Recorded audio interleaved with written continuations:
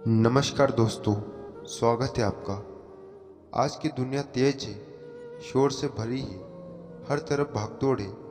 Mobile की notification, relationship की उलझनें, social media की आवाज़ें, समाज की अपेक्षाएं, हम हर पल किसी न किसी शोर से घिरे हुए हैं। और इस शोर की सबसे खतरनाक बात यह है कि यह बाहर से ज़्यादा अंदर बनाता है।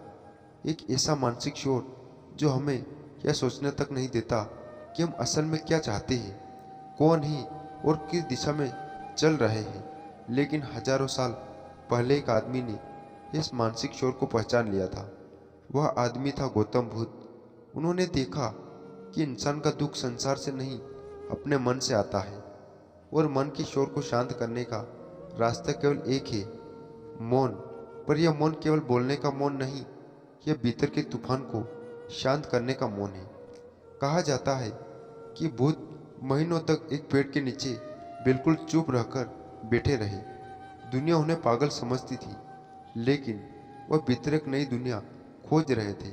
एक ऐसा मौन जहाँ विचार नहीं दौड़ते थे, भावनाएं सीखती नहीं और मन अपनी असली शक्ति प्रकट करता है। आधुनिक मनोविज्ञान बताता है कि जब इंसान बाहरी शोर से अलग हो जाता है तो दिमाग का डिफ़ॉल्ट मोड नेटवर्क शांत होने लगता है, जिससे क्लैरिटी, क्रिएटिविटी और डिसीजन मेकिंग बढ़ती है। वही चीज़ बुद्ध ने हजारों साल पहले अपने अनुभव से खोज ली थी। हम जिस दुनिया में जी रहे हैं वहाँ अकेले रहना लोगों को डराता है, लेकिन बुद्ध कहते हैं जो व्यक्ति अकेले रहने से डरता है वह समय से ही डरता है। आज साइकोलॉजी भी यही कहती है, जो इंसान अकेलेपन में अनकंफर्टेबल होता है वो अपने विचार से भाग रहा होता है। उसे डर है कि अगर वह अकेला हो गया तो उसे अपनी सच्चाई दिखाई देगी, अपने डर दिखाई देंगे, अपनी खामियां दिखाई देगी।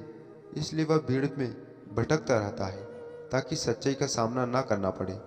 पर कहानी यहाँ से दिलचस्प नहीं होती, क्योंकि ट्रांसफॉर्मेशन कभी भी भीड़ से नहीं होता। ट्रांसफॉर्मेशन हमेशा मौन से आता है। विकास हमेशा अकेलेपन से जन्म लेता है। सच्चाई हमेशा भीतर की शांति में प्रकट होती है। आज का इंसान एक ही गलती बार बार कर रहा है। वह खुद को बाहर की खुशियाँ ढूंढ रहा है, रिश्तों में, चीज़ों में, पैसों में, लोगों की मान्यता में। पर बुद्ध ने साफ कहा है, जब तक मन में शांत, तब तक कोई खुशी स्थायी नहीं है। और मन शांत तभी होता है जब आप खुद से मिलते हैं, बिना डरे, बिना भागे। जब आप अकेले बैठकर अपनी सांसें महसूस करते हैं, जब आपके चारों तरफ शांति होती है और भीतर एक उजाला जगने लगता है, वही पल है जहाँ मिरेकल्स होते हैं। आज न्यूरोसाइंस कहती है कि साइलेंस ब्रेन को हील करता है।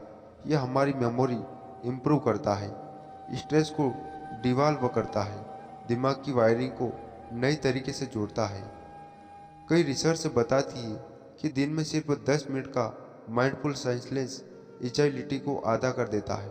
और बुद्ध 2500 साल पहले यही बता चुके थे।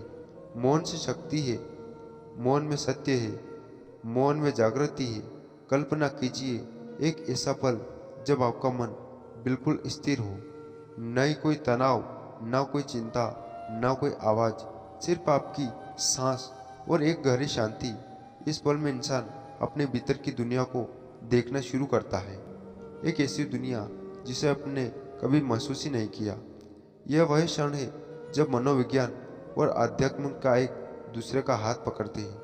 यह वही क्षण है जब मन हीलिंग शुरू करता है और आत्मा जागना शुरू करती है।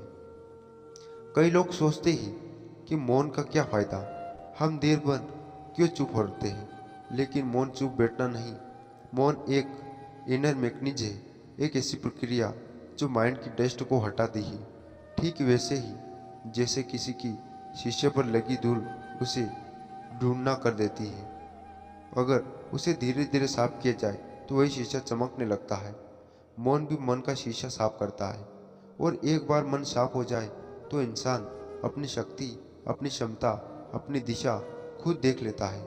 गौतम बुद्ध जब ज्ञान की तलाश में घर से निकले तब उनके पास सब कुछ था, राजपद, परिवार, धन, दौलत, प्रतिष्ठा, और उनके भीतर एक सवाल था जो उन्हें चैन नहीं लेने दे रहा था। मैं कौन हूँ? और इस सवाल का जवाब उन्हें भीड़ में नहीं मिला, गुरुओं में नहीं मिला, धर्म ग्रंथों में नहीं मिला। जवाब मिला मौन में, जवाब मिला अकेलेपन में। क्योंकि जब इंसान दुनिया से अलग है तभी वह अपने मन का असली चेहरा देखता है। आज न्यूरोसाइंटिस्ट तो बताते हैं जब इंसान साइलेंस में जाता है तब ब्रेन के अंदर यूनोरोजेनिक्स नाम की प्रक्रिया तेज हो जाती है, नई नर्व सेल्स बनते हैं, दिमाग मजबूत होता है और इमोशनल स्टेबिलिटी बढ़ती है। सोचिए कितनी गहरी बात है। मौन न सिर्फ मन को शांत करता है बल्कि आपके मस्तिष्क को फिजिकली मजबूत करता है। यह वह शक्ति है जिसे हम हर दिन खो रहे हैं सिर्फ इसलिए कि हम अपने दिमाग को एक पल भी शांति नहीं देते। बुद्ध ने कहा था, एक पल का सच्चा मौन हजारों उपदेशों से अधिक प्रभावी है। और जब मॉडर्न साइकोलॉजी इस बात की पुष्टि करती है तो हमें यह समझना चाहिए कि मौन सिर्फ आध्यात्मिक साधना नहीं, ये एक मनोवैज्ञानिक आवश्यकता है। एक ऐसी आवश्यकता जिसे हम अनदेखा करते जा रहे हैं और जिसकी कीमत हम एंग्जायटी, डिप्रेशन, कंफ्यूजन और इमोशन ब्रेकडाउन के रूप में चुका रहे हैं। यह पहला भाग आपके लिए एक चेतावनी भी है और एक नियंत्रण भी है। चेतावनी इसलिए, अगर आप मौन से दूर रहेंगे तो जीवन से भी दूर हो जाएंगे। और नियंत्रण इसलिए कि अगर आप मौन की यात्रा शुरू करते हैं तो आप अपने भीतर एक ऐसी दुनिया पाएंगे जो आपको आज तक कहीं नहीं मिली। आज का वीडियो आपको सिर्फ मौन की शक्ति बताने के लिए नहीं बल्कि आपको याद दिलाने के लिए है कि आप अपने भीतर उससे भी ज़्यादा शक्तिशाली है जितना आपने कभी सोचा भी नहीं। आपके भीतर क्लैरिटी, स्ट्रेंथ है, हीलिंग है, बस आप उसे सुन नहीं पा रहे क्योंकि शोर बहुत ज़्यादा है। और आज से इस वीडियो के साथ आप एक ऐसी यात्रा शुरू करने जा रहे हैं जिसे बुद्ध ने हजारों साल पहले शुरू किया था। एक ऐसी यात्रा जहां इंसान बाहर की दुनिया नहीं, अपने भीतर की दुनिया को जीतता है।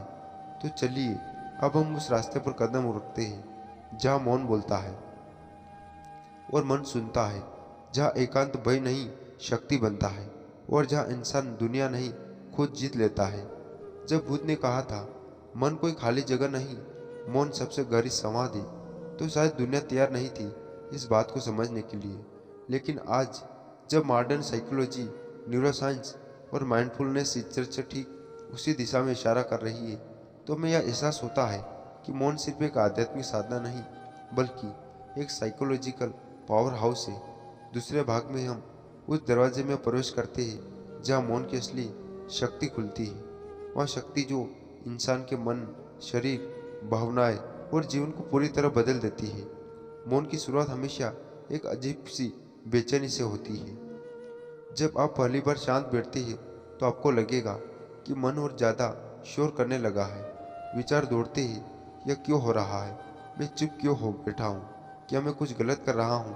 पर यही शुरुआत है। यह विचार इसलिए नहीं दौड़ते क्योंकि मौन गलत है, यह इसलिए दौड़ते हैं क्योंकि आपका मन पहली गिरफ्त तक होने जा रहा है। बुद्ध कहते हैं मन को शांत होने में समय लगता है। पहले वह विद्रोह करता है, फिर तकता है, फिर सरेंडर करता है। मॉडर्न साइकोलॉजी इसे कॉग्निटिव रेस्टोलेंस फेस कहती है। जब आप साइलेंस में बैठते हो तो दिमाग की न्यूरल पाथवेज जो दिन भर एक्टिव रहती है अचानक शोक में आ जाती है। उन्हें लगता है कि कुछ अनदेखा हो रहा है, कुछ ऐसा जो कंट्रोल को तोड़ रहा है। इसलिए दिमाग रजिस्टर पैदा करता है। लेकिन जैसे जैसे आप साइलेंस स्वीकार करने लगते हैं दिमाग विस्तृत होने लगता है, खुलने लगता है, रिलैक्स होने लगता है। यही वह बिंदु है जहाँ मौन की यात्रा शुरू होती है। तो दोस्तों, आज का वीडियो बस यही समाप्त करते। आपको कैसा लगा आप कमेंट करके अपनी राय जरूर बताना और ऐसे वीडियो देखने के लिए हमारे चैनल को सब्सक्राइब जरूर करें। तो ठीक है मित्रों, मिलते किसी नेक्स्ट वीडियो में किसी नए टॉपिक के साथ में। तब तक अपना ख्याल रखिएगा। धन्यवाद।